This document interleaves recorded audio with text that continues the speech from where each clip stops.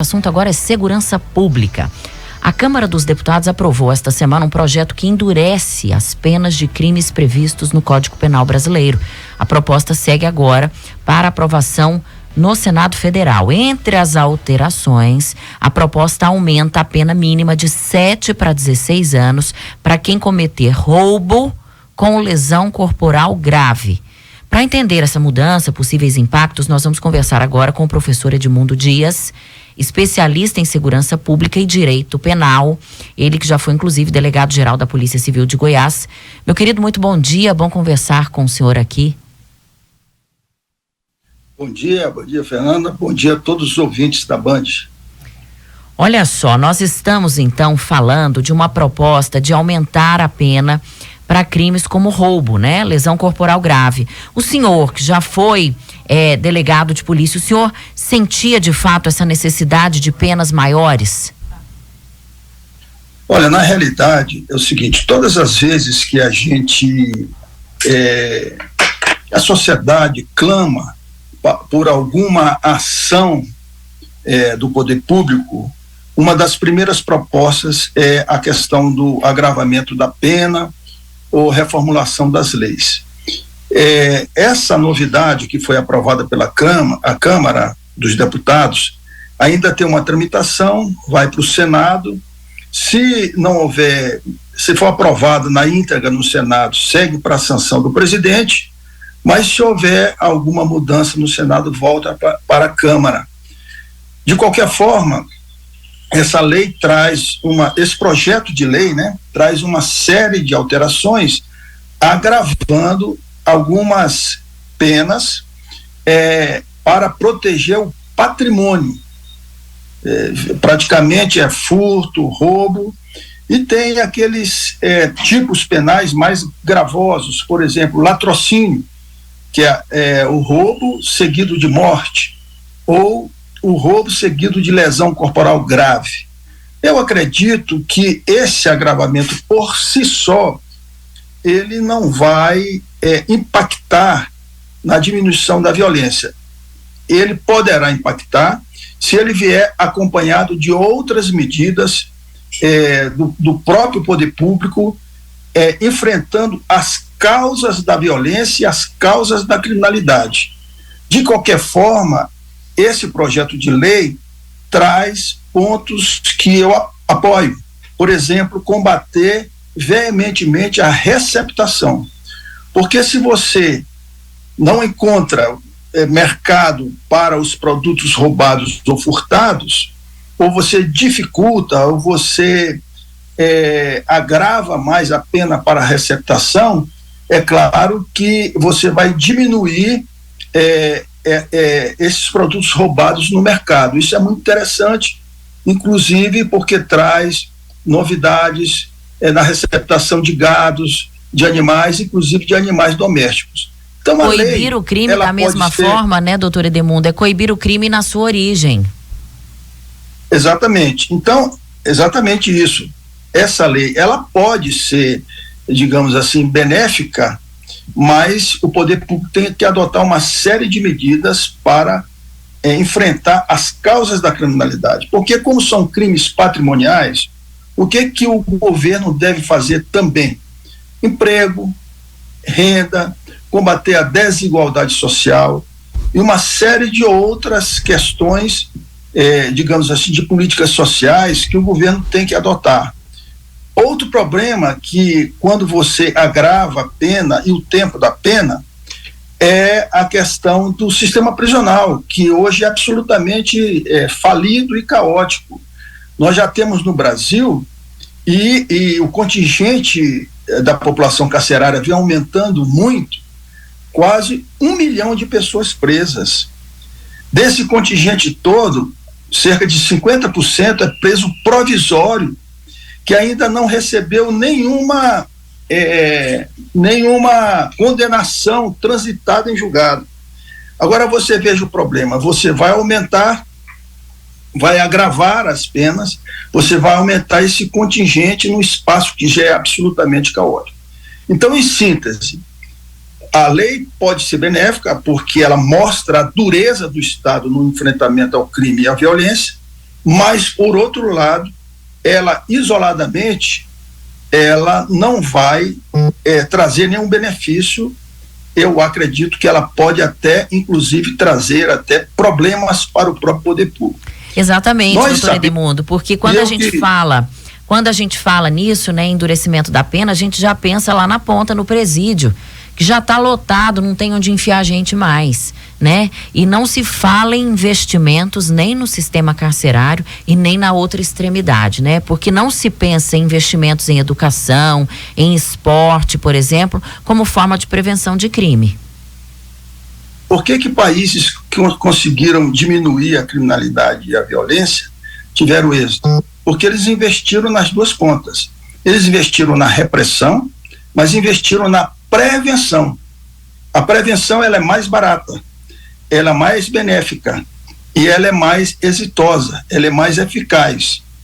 Então, assim, o governo tem que adotar essas medidas para poder agravar as penas. Olha, nós sabemos, eu estou estudando esse assunto e trabalhando nesse assunto a vida toda. Eu conheço o Brasil e o mundo todo, fazendo pesquisa, fazendo mestrado e doutorado fora.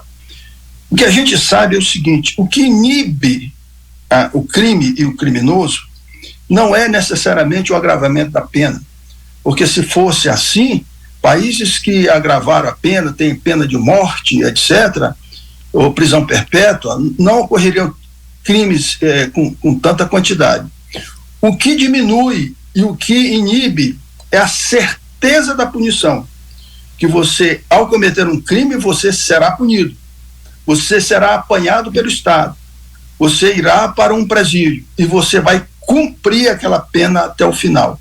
Isso sim inibe a criminalidade e a violência. A gente está falando de um endurecimento das penas em relação a crimes contra o patrimônio, mas o que a gente tem visto nos últimos tempos, por exemplo, especialmente no estado de Goiás, é um aumento dos crimes contra a mulher, contra a vida da mulher, esses índices que não param de subir. Como enfrentar esse tipo de situação? Exatamente, você tocou num ponto fundamental. E quem está acompanhando e atento como você, sabe. Então, alguns delitos diminuíram, mas esses, especialmente contra a mulher, aumentaram significativamente aqui no estado de Goiás. Como fazer e o que fazer? Esse é um tipo de delito que é eminentemente social. Você realmente tem que combater as causas através da educação, através de trabalhos de prevenção, entrando nas casas, porque são crimes domésticos. Violência contra crianças, violência contra a mulher, perpetrados pelos próprios parentes, padrastos, tios, pais, mães. Nós vivemos numa sociedade da orfandade. Então, esse tipo de situação deve ser combatida numa visão mais restaurativa, mais educativa, porque senão não consegue enfrentar esse tipo de delito que acontece dentro do próprio domínio domiciliar. É muito grave, muito triste e revela falta de educação, falta de discernimento e até falta de Deus. Eu ouso dizer aqui, porque pais que agridem os próprios filhos, filhos que agridem os seus pais ou avós, esse tipo de incidência tem aumentado muito. E digo mais, crimes contra idosos, filhos que se apropriam do cartão de subsistência dos pais e dos avós. Esse tipo de delito tem aumentado consideravelmente e eu acredito que o poder público não tem atentado para isso. Crime contra a mulher, contra hipossuficiente, contra pessoas indefesas, tem aumentado consideravelmente. Como é que seria um estado sem a polícia militar? Nós acompanhamos aí nos últimos dias a polêmica, né, do Adriano Roberto Camargo, o desembargador que defendeu o fim da PM durante um julgamento. A fala dele até rendeu um pedido de impeachment do governador Ronaldo Caiado, repudiou as palavras ali do magistrado. Como é que o senhor vê essa situação? Eu queria segurar o senhor um pouquinho aí na linha. A gente vai fazer um intervalo rapidinho. Eu tô aqui com a Manhã Bandeirantes e a gente conversava sobre a fala que rendeu bastante polêmica, em que o desembargador pede o fim da polícia militar, ou sugere o fim da polícia militar. Nós temos inclusive a sonora do desembargador. Vamos ouvir antes, doutor Edemundo. Nós estamos no Estado constitucional e democrático de direito. Isso não pode mais se repetir. Aliás, aqui vai uma reflexão pessoal. Para mim, tem que acabar com a polícia militar e instituir uma forma diferente de atuação na área da investigação e da repressão ao crime. A polícia militar é como reserva técnica do Exército, é para enfrentar inimigo. É esse o seu papel. E é por isso que nós vemos abusos e excessos seguidos, recorrentes. A Polícia Militar de Goiás é invisível. Vejam nos jornais a quantidade de confrontos e ninguém leva um tiro. Morrem 4, 5, 6. Não é por preparo, não. Nós sabemos por quê. E tivemos também a reação do governador Ronaldo Caiado na sequência. Você está atentando contra o Estado Democrático de Direito, ou você está cooptado por outras forças do crime no nosso estado de Goiás? Sei que o Tribunal de Justiça não tem nenhuma conivência com a sua fala. Respeite a Polícia Militar do Estado de Goiás, que está sob meu comando. Entendeu bem? Quem responde por ela sou eu. Se você tem alguma crítica a fazer, faça ao governador. Já mandei o procurador-geral do estado de Goiás a poder construir aqui um documento consistente para encaminhar ao corregedor para que as penas sejam ali muito bem aplicadas num cidadão que não tem a qualificação mínima de ser desembargador do estado de Goiás. Doutor Edemundo, é uma fala, precisamos concordar aqui, extremamente equivocada, né? Por mais que haja excessos por parte da Polícia Militar, a Polícia Militar é fundamental para a manutenção da ordem, né? Da ordem social, inclusive para a aplicação das leis. Eu queria que o senhor refletisse aqui junto com a gente como é que o senhor vê essa situação. Olha, esse é um assunto devidamente melindroso, rumoroso. Eu pertenço a vários grupos, inclusive de academia de direito, de professores, de mestres, doutores, no âmbito da advocacia criminal, e foi o assunto disparadamente mais comentado ontem durante todo o dia e que repercutiu demais. É um assunto que merece uma análise mais ponderada. A Polícia Militar ela é uma instituição que está na Constituição da República. Ela está lá no artigo 144 com as suas atribuições. É uma instituição secular e imprescindível, porque é a polícia. Agora, por outro lado, o desembargador, num julgamento, ele dá a sua opinião, e o Poder Judiciário tem a atribuição e pode manifestar as suas opiniões. Se houve algum tipo de exagero por parte do desembargador naquele momento, ali num caso concreto que estava sendo julgado, isso deve ser avaliado. Agora, nenhuma instituição, qualquer uma que seja, ela está imune ou acima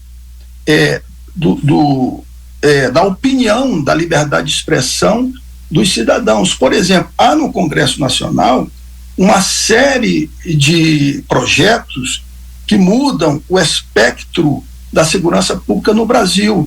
Por exemplo, há projetos que extinguem a Polícia Militar, a Polícia Civil, e criam outros tipos de polícia, por exemplo, a Polícia Estadual, como ciclo completo. Há projetos tramitando que vão ao encontro de outros modelos de polícia no mundo todo. Por exemplo, na Itália, nós temos um modelo de polícia, nos Estados Unidos, a polícia ela é muito municipalizada. Então, eu acredito que o desembargador, ele emitiu uma opinião ali para, talvez, até o aprimoramento do aparelho de segurança pública. Pode ser uma provocação, também, né? Uma provocação, talvez tenha sido infeliz na colocação das palavras, porque para quem mora provavelmente num condomínio fechado é muito fácil abrir mão da polícia, né? Tá cercado de segurança, é uma avaliação que a gente faz também. Agora... e quando ele falou extinção da polícia, eu acredito que de maneira nenhuma ele quis propor um debate, uma discussão sobre um novo modelo de segurança pública no Brasil. Claro que nenhuma sociedade, na história da humanidade, pode prescindir da polícia enquanto a instituição de preservação da segurança pública. Você entende? Agora, quando o governador também diz o seguinte, eu mandei o desembargador-geral do estado de Goiás imputar sérias punições ao senhor. Isso também precisa ficar claro. O governador são poderes autônomos, né? O governador não manda na justiça, né? Porque isso também cria uma distorção. É uma fala muito autoritária, eu acredito que até desrespeitosa em relação a um poder, e um exagero também na linguagem, talvez no afã de defender a instituição na qual ele é o comandante em chefe. Então eu acho que houve aí uma série de excessos, que falta de compreensão para o senso comum, porque quando aparece a manchete de que o desembargador pede a extinção da polícia, muitos não entendem o que ele está propondo. Na realidade, ele está propondo, e eu tenho convicção disso, de que haja uma mudança, um estudo, uma reformulação de todo o modelo, inclusive de atuação, porque há aqueles que defendem, por exemplo, que a polícia ela tem que ter a natureza civil. Você sabe que a polícia, ela como um braço armado do governo, ela é muito suscetível a excessos. Então esses excessos e esse autoritarismo tem que ser enfrentado e combatido com coragem. Agora, isso tem que ser expressado de uma forma que a população toda possa compreender. No meu modo de entender, houve, de certa forma, algum exagero e alguma incompreensão. Mas é um assunto muito sério, muito relevante, e que os poderes têm que ser respeitados.